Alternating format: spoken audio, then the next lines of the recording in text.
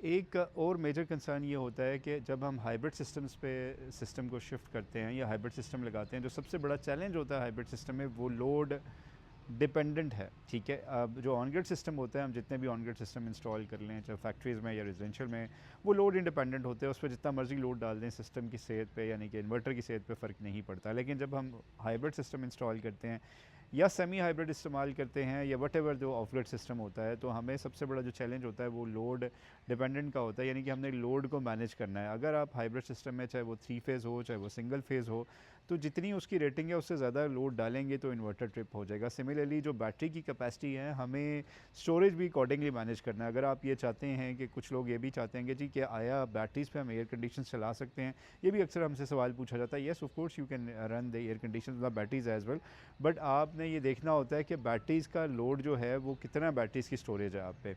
Let's suppose अगर जो आप एक एयर कंडीशन चलाना चाहते हैं सारी रात के लिए, तो एटलीस्ट आपको 10 किलोवाट आवर का बैकअप चाहिए होगा बैटरीज़ के लिए।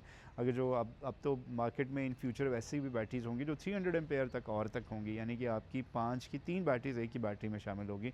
तो फ्यूचर में आपके पास काफ़ी सारी ऑप्शंस होंगी with the price as well और with the batteries as well. अगर आपका कोई भी रिगार्डिंग इससे क्वेश्चन है तो आप कमेंट सेक्शन में पूछ सकते हैं। स्टे ट्यून्ड, जज़ाकल्लाह खैरन।